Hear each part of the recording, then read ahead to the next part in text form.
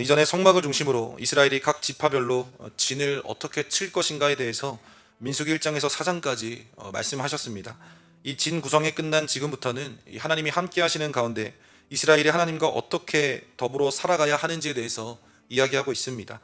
5장과 6장은 진에서 정결함을 유지하기 위해서 다양한 상황에서의 대응 방법이 소개되고 있습니다. 1절에서 4절까지는 율법에서 부정한 것으로 간주되는 사람들을 진 밖으로 내보낼 것에 대해서 말씀하고 계시고, 5절에서 10절까지는 죄를 지은 사람들을 어떻게 속죄할 것인가에 대해서 이야기하고 있습니다. 말씀을 통해 주신 은혜와 메시지를 발견하는 시간 되기를 소망합니다. 1절에서 2절을 보면 모든 나병 환자, 유출병 환자, 주검을 만지거나 부정하게 된 사람들을 진영 밖으로 내보내라고 이야기하십니다. 나병이 무엇입니까? 직접적으로 한센병을 이야기하지만 이 레위기 14장을 보면 넓은 의미에서 악성 피부병에 해당된다고 볼 수 있습니다. 유출병은 생명을 잉태해야 하는 기관이 기능을 잃어서 비정상적인 유출로 재기능을 하지 못하는 병이었습니다. 이러한 사람들을 포함해서 주검으로 부정하게 된 모든 사람을 진영 밖으로 내보내야 한다고 이야기했습니다. 그 까닭은 단순히 질병의 감염에 대한 우려가 아니었습니다.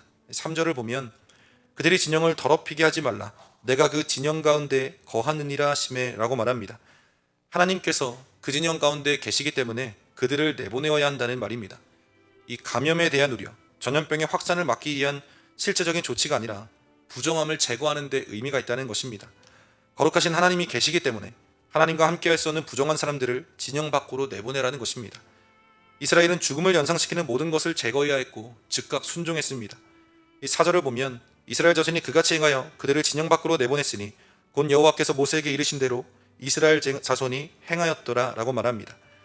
어떻게 보면 본문에서 언급하는 증상을 가진 사람들을 이 진영 밖으로 내보내는 것이 오늘 우리의 눈으로는 이해가 잘 되지 않을 수 있습니다.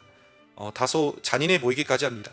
자기가 지은 죄도 아닌데, 자기 죄 때문에 발병한 것도 아닌데 이 가족들과 함께 머물지도 못하고 병자들을 진 밖으로 내보내라는 말씀이 우리 마음 한구석을 불편하게 할 수도 있습니다. 그러나 다른 한편으로 생각해 보면 하나님께서 함께 하시기 어렵다고 말씀하신 이들을 진 안으로 끌어안고 있는다고 가정한다면 하나님의 임재가 계속되지도 못하고 이들이 가지고 있었던 병들이 전염되어서 확산될 염려도 있었다는 것을 생각해 볼 수 있습니다. 그리고 하나님의 말씀대로 행하는 것이 맞다는 것을 깨닫게 됩니다.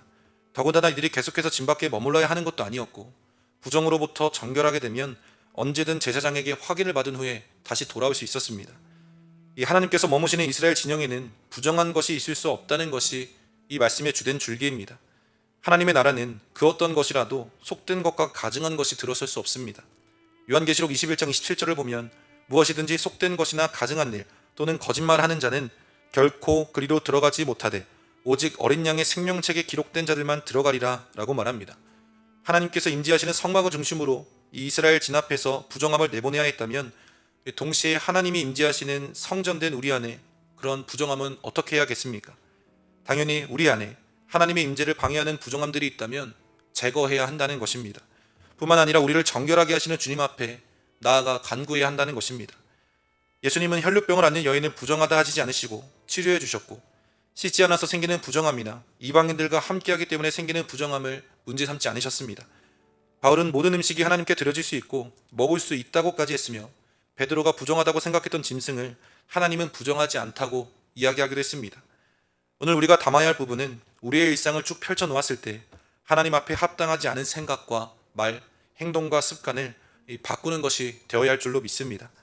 한편 신체에 문제가 있는 사람을 진 밖으로 격리하라고 말씀하신 다음에 하나님께서는 각종 죄를 말씀하시면서 그 죄를 회개했을 때 어떤 절차를 걸쳐야 하는지를 이야기하십니다. 1절에서 4절까지는 신체적으로 누구나 확인할 수 있는 부정이라면 5절부터 10절까지는 자신이 시인하고 회개하지 않으면 누구도 알 수 없는 하나님만이 아시는 내면적인 부정에 대해서 이야기하고 있습니다. 5절에서 17절을 이 세번역 성경으로 보면 이렇게 이야기합니다. 주님께서 모세에게 말씀하셨다. 너는 이스라엘 자손에게 일러라. 남자나 여자나 가릴 것 없이 남에게 어떤 잘못이든지 저질러서 그 일로 주를 배신하였을 때에 그런 사람은 자기의 잘못을 깨닫는 대로 자기가 저지른 잘못을 고백하고 피해자에게 본래의 값에다가 5분의 1을 더 얹어서 갚아야 한다. 이 다른 사람에게 어떤 잘못이든지 저질러서 피해를 입힌 것이 첫 번째 죄이고, 이를 은폐하기 위해서 하나님을 배신한 것이 두 번째 잘못입니다. 여호와를 거역했다라는 말은 법정에서 하나님의 이름으로 진실을 말할 것을 맹세했는데 위증을 했다라는 것입니다. 하나님은 이웃에게 잘못한 일을 그럴 수도 있다라며 넘기라고 말씀하시지 않습니다. 분명히 자기 잘못을 시인하고 바로잡고 피해자에게 끼친 손해의 5분의 1, 곧 20%를 가산해서 갚으라고 이야기하십니다. 훔친 물건은 2배로 배상해야 했고 짐승으로 훔쳤을 때는 4배에서 5배를 갚도록 한 데 비해서 이 배상 규모가 조금 약합니다. 그러나 이러한 율법을 주신 까닭은 자신의 잘못을 자발적으로 시인하기를 독려하기 위한 것입니다. 이런 죄를 지은 사람이 시인하지 않는 한 밝혀지질 않을 죄이기 때문입니다. 주님을 만났던 이 삭개오는 자신이 남의 것을 편취한 것이 있으며 20%를 가산하여 갚은 것이 아니라 4배를 갚겠다고 이야기했습니다. 본문 8절에서 10절까지를 보면 피해자도 없고 그 갚을 대신 그 값을 받을 친척도 없으면 하나님께 바치도록 해서 그 몫을 제사장에게 가져오게 했습니다. 피해자가 없다고 해서 배상을 멈추는 것이 아니라 이 하나님께 가져오게 하면서 그가 시인한 죄에 대한 책임을 다하게 하셨습니다.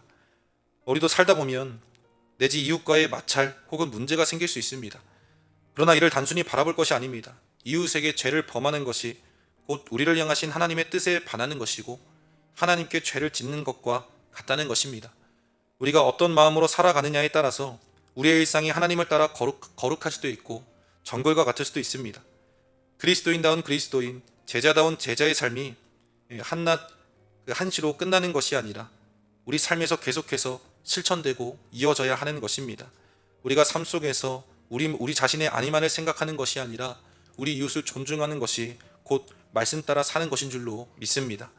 11절에서부터는 남편이 아내의 탈선에 대해서 의심이 생겼을 때 이를 해결하기 위한 율법의 내용들이 기록되어 있습니다. 이 사회의 가장 작은 단위가 무엇입니까? 가정이죠. 이 건강한 사회는 건강한 가정들의 연합으로 이루어진다고 합니다. 하나님께서는 이스라엘을 바르게 세우기 원하셨고 이를 위해선 건강한 가정이 필수였습니다.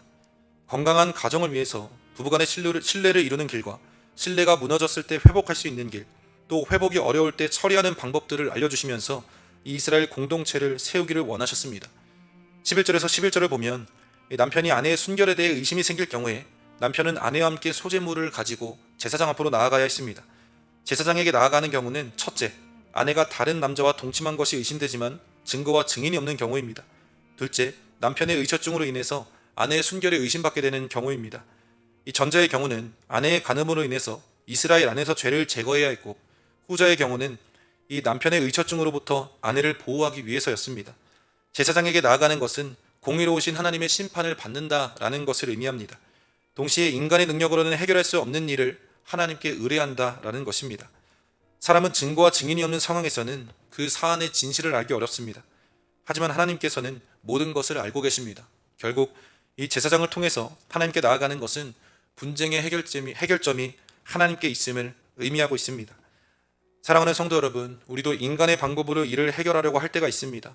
그럴 때마다 해결되기는커녕 오히려 더 복잡하게 얽히는 것을 경험하게 되기도 합니다.